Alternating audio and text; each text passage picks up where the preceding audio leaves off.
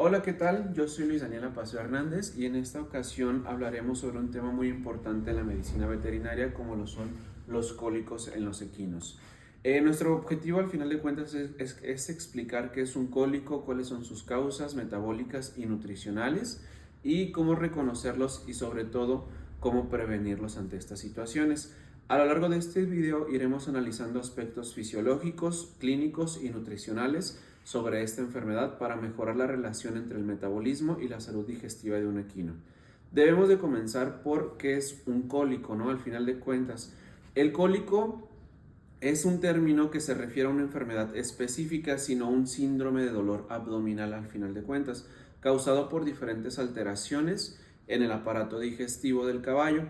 Es importante mencionar que el sistema digestivo del caballo es muy sensible debido a que tiene un estómago muy pequeño, un ciego muy grande y un colon muy desarrollado. Una flora microbiana un tanto delicada ante la situación. Esto los hace más propensos a sufrir este tipo de acumulaciones de gas, desplazamiento intestinal y compactaciones que provocan el dolor característico de lo que es un cólico. Se estima más o menos que entre el 5 y 10% de los caballos sufrirán al menos una vez en su vida un episodio de cólico equino. Ahora, importancia en la medicina veterinaria. Desde un punto de vista veterinario, el cólico es una enfermedad metabólica porque implica cambios bruscos en la circulación intestinal, en el metabolismo energético y en la microbiota de este. Además, está estrechamente relacionado con la nutrición, ya que la dieta y el tipo de fibra, la cantidad del concentrado y la frecuencia de la alimentación son factores que desencadenan esta enfermedad. Muy bien. Algunas causas principales de los cólicos es alimentación, ejercicio, parásito y estrés. Las causas de los cólicos pueden clasificarse en estos cuatro aspectos que son alimentarias, mecánicas, metabólicas y ambientales.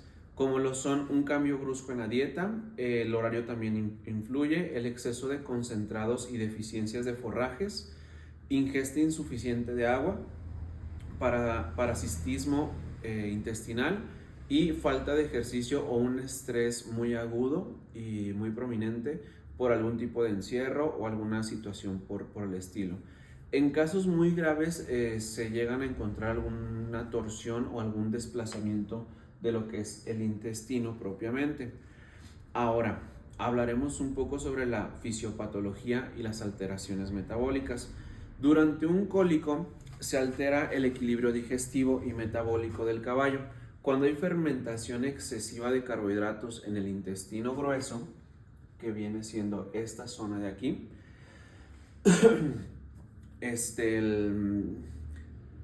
se altera, se empieza a producir una acumulación excesiva de gas y de ácido láctico, lo que cambia nuestro pH y afecta nuestra flora intestinal.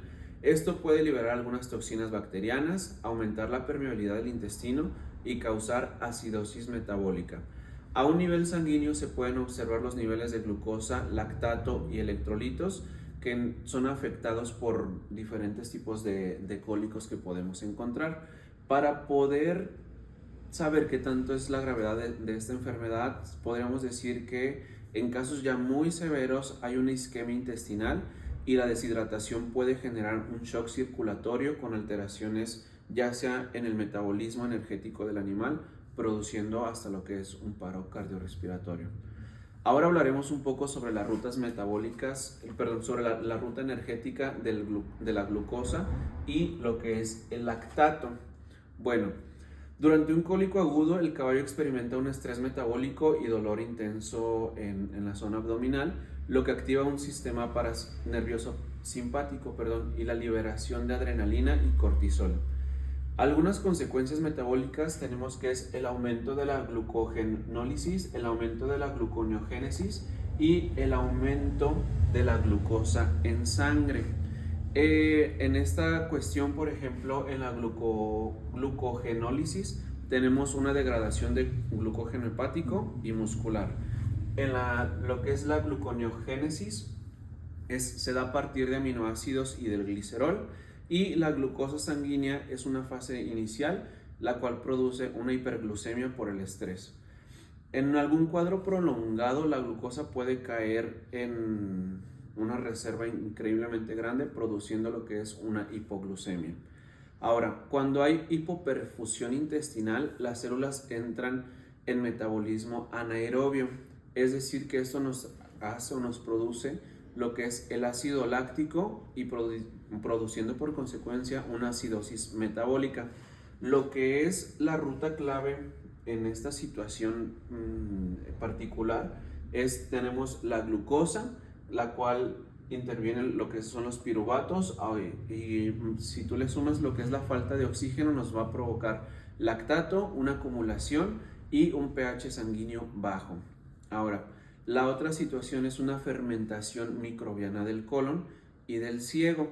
El intestino grueso del caballo alberga pues 1.000.000 de microorganismos que fermentan tanto fibras y almidones. Estos no son digeridos en el intestino delgado. Cuando la dieta cambia bruscamente o hay exceso de concentrado, la flora se desequilibra, produce esta situación de desequilibrio y algunas rutas son alteradas. En esta situación les quise colocar lo que es una fermentación normal, que es celulosa, ácidos grasos volátiles, lo que nos va a producir una energía estable y positiva para el animal. Esta es la ruta adecuada, ¿no? La ruta que debería de tener lo que es el equino. Cuando la fermentación es alterada por algún exceso de almidón, tenemos que el almidón nos va a provocar un lactato más gasificación, que en este caso tenemos lo que es CO2 o metano, y nos va a provocar una disminución del pH intestinal, una muerte de bacterias benéficas y por lo tanto vamos a terminar con una liberación de endotoxinas. Posteriormente tenemos una consecuencia que interrumpe el metabolismo de los ácidos grasos volátiles. Al final de cuentas, lo que hay una acumulación de gas, conocida como lo que es un timpanismo, y una disbiosis intestinal. El tercer punto a tratar es una alteración de metabolismo hídrico y electrolítico, en el cual tenemos que hay una pérdida de líquidos en el lumen intestinal, ya sea por una inflamación o una distensión propiamente durante el cólico, lo que va a producir una disminución de sodio y cloro y un aumento de potasio y de agua. Bueno, un aumento de la pérdida, perdón. Hay una disminución de absorción de sodio y cloro y hay un aumento de la pérdida de potasio y agua. Esto nos va a provocar pues lo que es una deshidratación y un desequilibrio osmótico. De esta manera disminuye la perfusión tisular, lo que provoca una hipoxia celular y al final de cuentas tenemos mayor producción de lactato. La ruta metabólica afectada en esta situación, o la ruta afectada al final de cuentas, tenemos lo que es una homeostasis electrolítica, lo que nos produce un metabolismo mitocondrial. Esto lo podríamos resumir en que hay una disminución de la producción de ATP.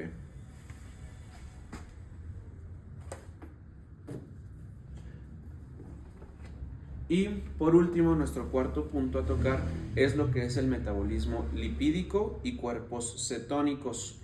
Muy bien, en este aspecto, en algunos cólicos que son prolongados o van conjugados con anorexia, es decir, caballos que dejan de estar comiendo por el dolor, por toda esta sintomatología que tienen, pues el cuerpo comienza a usar grasas como fuentes de energía, como lo sucede en cualquier otro cuerpo. Los procesos metabólicos que se van moviendo en esta situación es, por ejemplo, lo que es la lipólisis, que es una movilización de triglicéridos hacia ácidos grasos libres, o en siglas como NEFA, NEFA, y tenemos una beta oxidación que ocurre en el hígado, haciendo una producción mayor de acetilcoenzima A. Si hay un déficit de glucosa, bueno, hay un déficit de glucosa obviamente, y el exceso de acetilcoenzima A forma cuerpos cetónicos, lo que es un acetato y un beta hidroxibutirato, dando por resultado lo que es una cetosis secundaria, una acidosis metabólica y un estrés hepático. La ruta en esta situación, pues tenemos lo que son los triglicéridos, consecuentemente tenemos el glicerol más los ácidos grasos, lo que nos provoca una beta oxidación, un aumento de la acetilcoenzima A, haciendo por consecuencia una producción de cuerpos cetónicos. Y bueno, pues al final de cuentas tenemos lo que es una respuesta inflamatoria y una endotoxemia. Cuando hay algún daño intestinal, cuando hay daño intestinal, hay bacterias y hay toxinas que llegan a atravesar la mucosa hacia la circulación. Estos son efectos que son metabólicos propiamente. Es una activación de un metabolismo del ácido arquidónico. Ese es el nombre del metabolismo, pues, que se llega a utilizar, lo que provoca una liberación de prostaglandinas y leucotrienos. Bueno, en la liberación de las citoquinas es IL-1 y otra más, que no recuerdo el nombre, que alteran el metabolismo hepático y muscular. También tenemos un aumento del catabolismo proteico, degradación de proteínas musculares, lo que aporta de aminoácidos a gluconeogénesis. Y bueno, en esta situación la ruta clave a realizarse pues son proteínas musculares, las cuales terminan que se convierten en aminoácidos, provocando una gluconeogénesis hepática, teniendo un incremento de glucosa.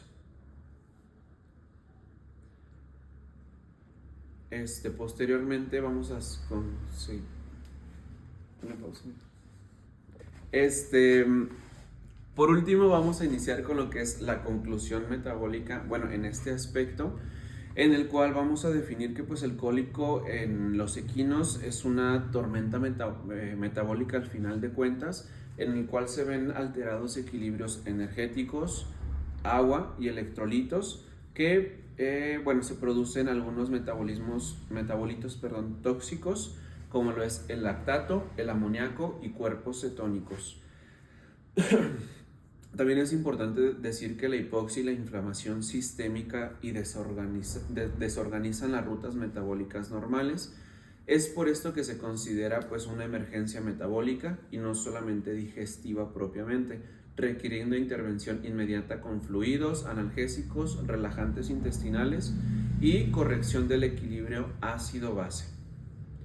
Ahora vamos a hablar sobre los signos clínicos. Ya mencionamos qué es un cólico, las rutas metabólicas que conlleva el cólico y qué es lo que pueden llegar a provocar. En esta situación vamos a hablar sobre ya los signos clínicos para la identificación de los signos clínicos y las consecuencias de lo que nos produce un cólico. Bueno, los signos clínicos son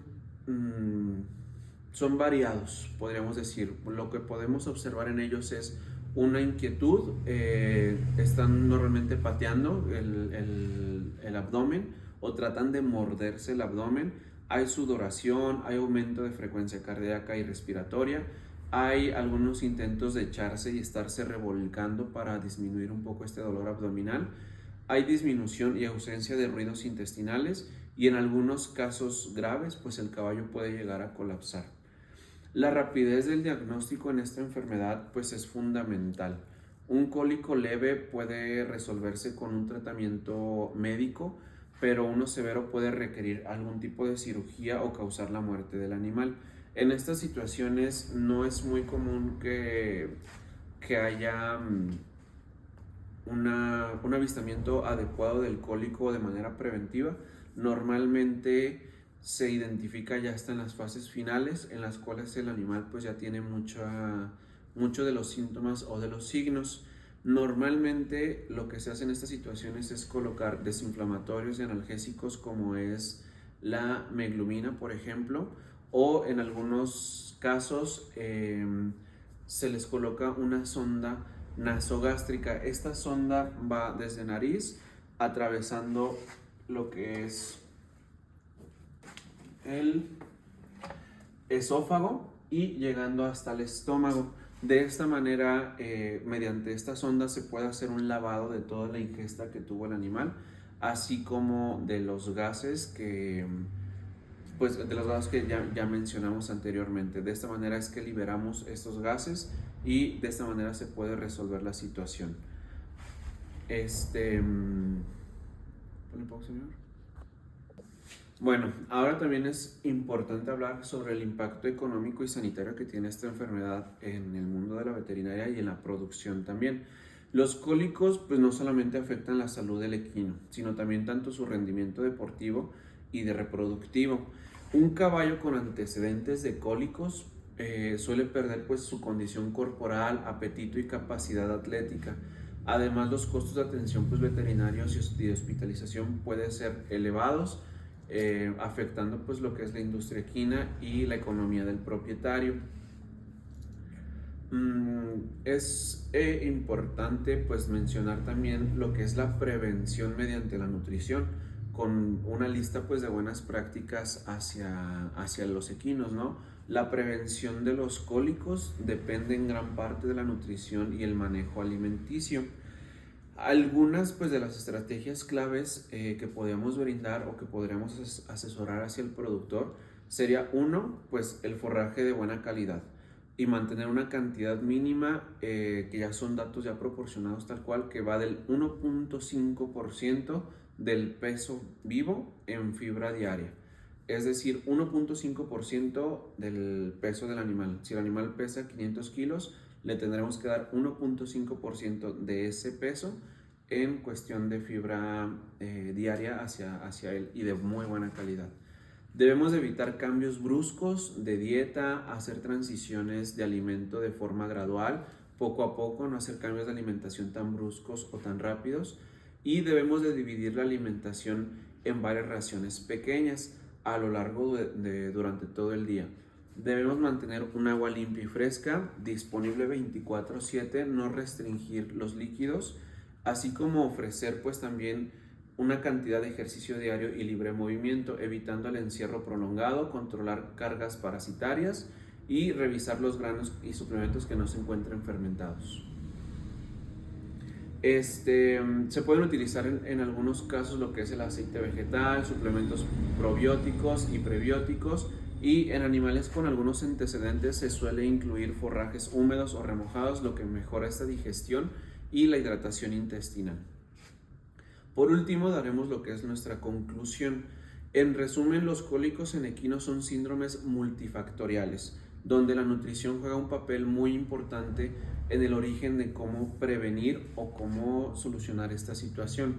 Las alimentaciones inadecuadas, la falta de fibra, la falta de líquidos puede propiciar esta enfermedad en ellos.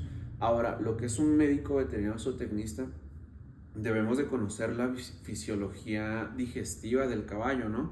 Y diseñar planes pues de alimentación equilibrados que fortalezcan la salud del animal, así como la detección temprana y la prevención son siempre pues más efectivos en este tipo de situaciones.